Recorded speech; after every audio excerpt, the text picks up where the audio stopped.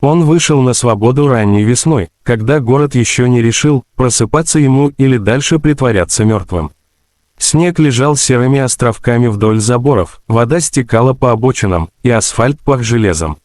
Алексей Платонов стоял у ворот колонии с тонкой папкой документов в руке и чувствовал странную пустоту, не радость и не страх, а будто из него вынули что-то важное и забыли вернуть. 7 лет – достаточно, чтобы человек перестал спешить. Он шел пешком до автобусной остановки, отмечая про себя мелочи, как мужчина у киоска кашляет, прикрывая рот кулаком, как женщина на остановке держит сумку слишком близко к груди, как у подростка хромает левая нога. Врачебный взгляд никуда не делся, хотя сама профессия осталась в прошлом, вычеркнутая приговором. Когда-то его имя висело на доске почета областной больницы, теперь оно было лишь строчкой в базе данных. Автобус довез его до окраины. Район встретил перекошенными домами, заборами из разномастных досок и запахом дыма. Здесь не задавали вопросов и не смотрели в глаза дольше секунды, именно то, что ему было нужно. Комнату он нашел почти сразу. Дом стоял чуть в стороне от дороги, синие ставни облупились, во дворе валялись старые автомобильные шины и медный таз, в котором что-то тихо булькало. Хозяйка, цыганка по имени Зара, вышла навстречу, вытирая руки о передник. Глаза у нее были темные, внимательные, словно она сразу видела в людях больше, чем они готовы показать. «Угол», — сказала она, кивая на дом, за шкафом. «Кровать есть. 50 в месяц». Он кивнул. Торговаться не стал. Она не спросила, откуда он и почему один. Он не стал спрашивать, почему во дворе всегда кто-то шепчется и почему дверь в подвал заперта на 2 замка. Так было проще. Комната оказалась маленькой, но чистой. Железная кровать скрипела, окно выходило во двор, где по вечерам собирались люди, говорили вполголоса, смеялись, иногда ругались. Алексей поставил свою сумку под кровать, сел и долго смотрел в стену, словно ожидая, что-то заговорит. Потом лег, не раздеваясь, и впервые за долгое время уснул без крика надзирателя и звона ключей.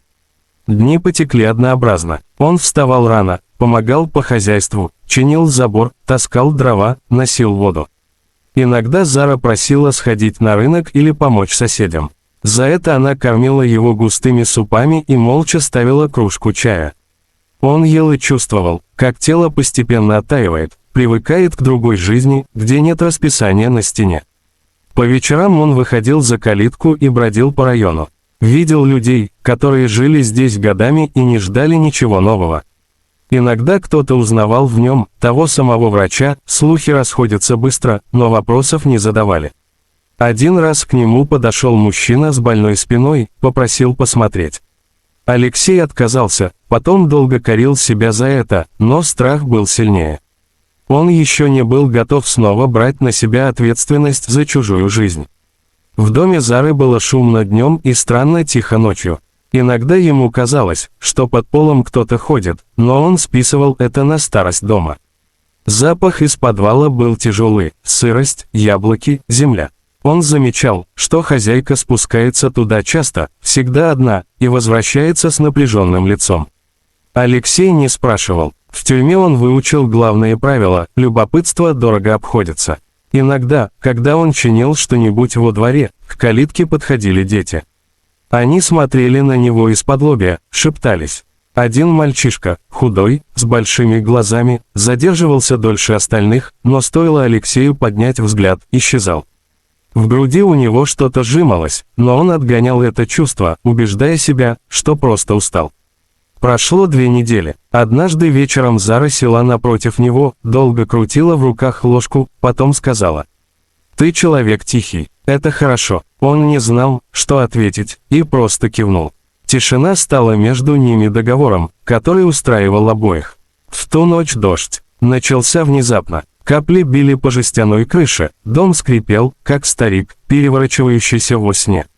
Алексей лежал, глядя в темноту, и думал о том, как странно устроена жизнь, можно потерять все и все равно дышать. Он уже начал проваливаться в сон, когда услышал первый глухой удар. Не громкий, но настойчивый. Стук повторился, потом еще раз, с паузами, словно кто-то собирался с силами. Он сел на кровати, прислушался. В тюрьме он научился различать звуки, шаги, ключи, дыхание. Этот звук был другим. В нем было отчаяние. Стук шел снизу. Алексей встал, накинул куртку. В коридоре горела слабая лампа, тени дрожали. Он подошел к двери подвала и замер. Из-под нее тянуло холодом и запахом сырости. Стук повторился, теперь сопровождаемый хриплым, едва слышным вздохом. Внутри у него что-то щелкнуло, как когда-то в операционной, когда не оставалось времени на сомнения. Он наклонился к люку, уже не думая о правилах, которые выучил за годы заключения. В этот момент он снова был врачом, а не бывшим заключенным, и от этого стало страшно и одновременно спокойно. Он откинул коврик и взялся за кольцо люка. Металл был холодный, влажный. Люк поддался не сразу, будто сопротивлялся, но затем с тихим скрипом открылся, и из темного проема потянуло густым, подвальным воздухом, сыростью, гнилыми яблоками и чем-то еще, тревожно знакомым. Алексей нащупал выключатель, щелкнул. Лампочка загорелась не сразу, мигнула, словно сомневаясь, стоит ли освещать то, что скрывается внизу. Стук повторился, теперь ближе, отчетливее. Он спустился по каменным ступеням, считая их автоматически, как когда-то считал шаги до операционной. Подвал оказался шире, чем он ожидал, низкий потолок, кирпичные стены, вдоль них полки с банками, мешки с картошкой, старые ящики. В дальнем углу что-то шевельнулось. «Эй!» – тихо сказал он, сам не зная зачем. Ответом стал сдавленный кашель и слабый удар по доскам. Алексей ускорил шаг и увидел мальчика. Тот сидел на полу, привалившись к стене, ноги подтянуты к груди, руки дрожат. Лицо бледное, губы синеватые, глаза широко раскрыты и полны животного страха. Рядом валялась веревка и опрокинутый ящик, словно ребенок пытался дотянуться до двери или света. Время сжалось до одной точки. Алексей опустился на колени, даже не заметив, как испачкал штаны. Пальцы сами нашли пульс, слабый, рваный. Дыхание поверхностное, с хрипом. «Слушай меня», — сказал он спокойно, хотя внутри все кричало «я рядом». «Слышишь?» Мальчик судорожно кивнул. Алексей аккуратно уложил его на бок, приподнял подбородок, освобождая дыхательные пути. В голове всплывали давно забытые схемы, движения, которые он не делал 7 лет, но которые никуда не исчезли. Он считал вдохи, говорил ровно, медленно, словно сам воздух мог подчиниться его голосу. Сейчас, вот так, медленно. Мальчик закашлялся, грудь дернулась, потом еще раз. Алексей не отпускал, держал ладонь на его спине, чувствуя, как под пальцами возвращается жизнь. Прошла вечность или всего несколько секунд, он не знал.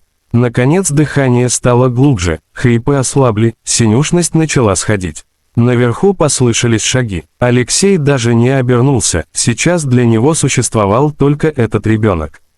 Но шаги остановились, и он почувствовал на себе взгляд. Зара стояла на ступенях, держась за перила, лицо ее было напряженным, губы сжаты. «Я не хотела», — начала она и замолчала. Алексей осторожно сел, все еще придерживая мальчика.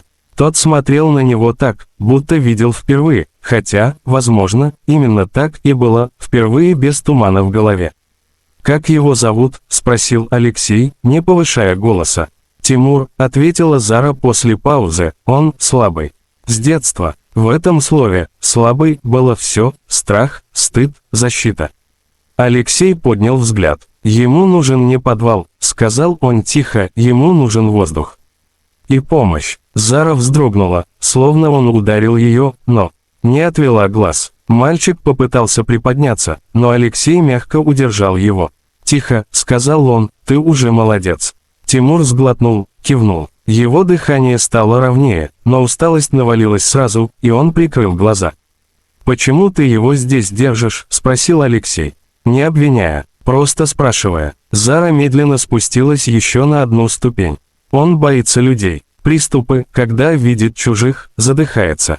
Я думала, здесь ему будет спокойнее. Ночью она запнулась, ночью он испугался. Алексей закрыл глаза на секунду. Он видел десятки таких решений, принятых из любви, но ведущих в тупик. «Ты делала, как умела», — сказал он наконец, — «но так нельзя». Он встал, осторожно поднял Тимура на руки. Мальчик был легкий, слишком легкий для своего возраста.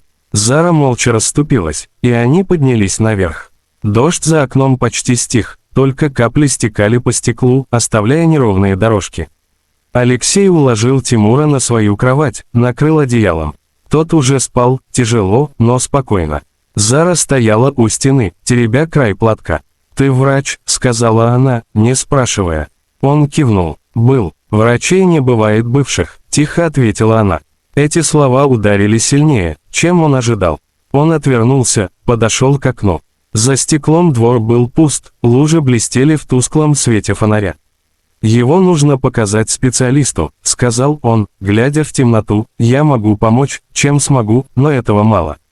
Зара долго молчала, потом кивнула. «Я верю тебе», — сказала она просто, с первой минуты. Он повернулся, удивленный. В ее взгляде не было ни жалости, ни подозрения, только усталое доверие человека, который слишком долго был один на один со своей бедой. Ночь тянулась, но тревога постепенно отпускала. Алексей сидел рядом с кроватью, слушал ровное дыхание Тимура и чувствовал, как внутри что-то меняется. Страх возвращения к прошлому, к ответственности, никуда не исчез, но рядом с ним появилось другое чувство – необходимость. Под утро он задремал, сидя на стуле. Ему снилась операционная, не та, прежняя, с ярким светом и стерильной белизной, а маленькая, теплая, где достаточно просто быть рядом и знать, что делать. Когда он проснулся, за окном светало. Зара тихо вошла, поставила на стол кружку чая. «Спасибо», — сказала она. Алексей посмотрел на спящего мальчика и понял, что стук, разбудивший его ночью, стал точкой невозврата. Он мог снова уйти, снова спрятаться, но уже знал, не сможет. Потому что именно здесь, в этом старом доме на окраине, к нему вернулась не только профессия, но и он сам.